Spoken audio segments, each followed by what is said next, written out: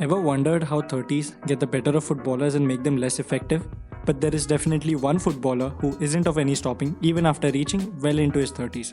Yes, we're talking about Cristiano Ronaldo, the flying winger, the step over sultan, the heading freak.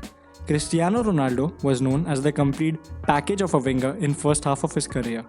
He became the top scorer of Premier League in 2007-2008 season, which helped Manchester United win their second successive Premier League, which would go on to become 3 in a row. This magnificent season helped him win his first Ballon d'Or at the age of 23, finally making a giant statement to the footballing world. Upon securing his move to Real Madrid at the age of 24, he was still at an early stage of his career. With him at his elite fitness, he still played as a winger and scored lots of goals and continued to do that. During the 2013-2014 season, it was being observed that Ronaldo is starting to play as a number 9. After reaching his peak of fitness and form, a change in position was gradually but definitely being noticed. It was evident since back then how Ronaldo would get frustrated when he fails to score in a match or misses an opportunity. His eye for goal and the hunger to execute in the final third already gave us fans a glimpse of the future. Yes, the change in position, the prolific goal scorer he would go on to become. In the coming seasons, Cristiano Ronaldo started to play as a striker, as the number 9 who would, according to the situation, drift left or right or stay center. The front three under Mourinho in Real Madrid was very flexible, whereas under Zidane on many occasions he even brought the old classic 4-4-2 formation where he used Ronaldo as a full-time striker. Karim Benzema is a compromising striker which made him feel comfortable even when out of position or playing as a second fiddle. The biggest talking point of Ronaldo's success has always been his longevity, how he managed to stay at his peak even though any player's peak itself has shown us in the past how that phase has always meant to last as a short-term phase. Opposition just wouldn't have any clue on how to deal with the new Ronaldo, as they were not used to playing against him as a striker.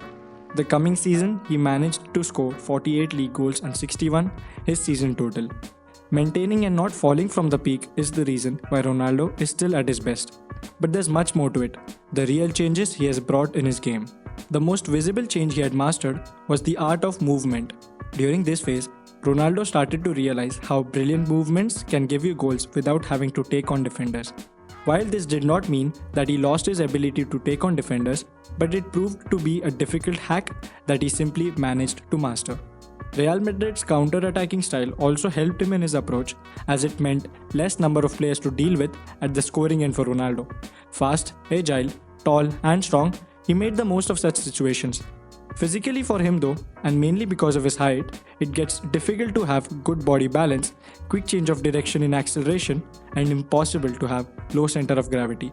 Because of this, with his age increasing, Ronaldo's dribbling numbers came down by a big margin.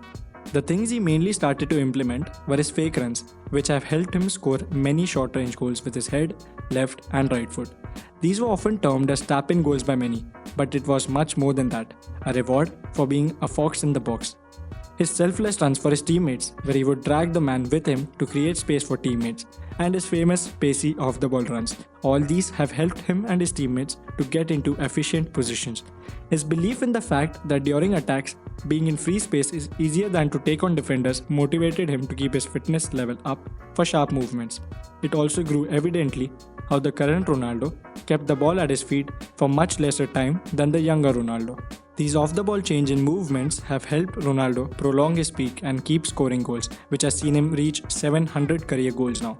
It would be interesting to see how Sarri uses him in his first season at Juventus, where we can already see him roaming freely and also playing as a winger occasionally.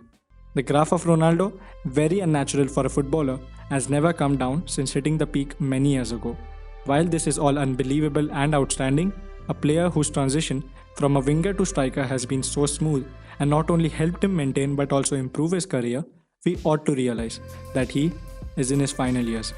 And just as he was when a teenager, he still remains to be one of the greatest treat to watch for any football fan. If you liked our video, please subscribe to our channel and hit the bell icon so that you don't miss out on any update from us. You guys can also follow us on Instagram or visit our website www.tcuriousanalyst.com.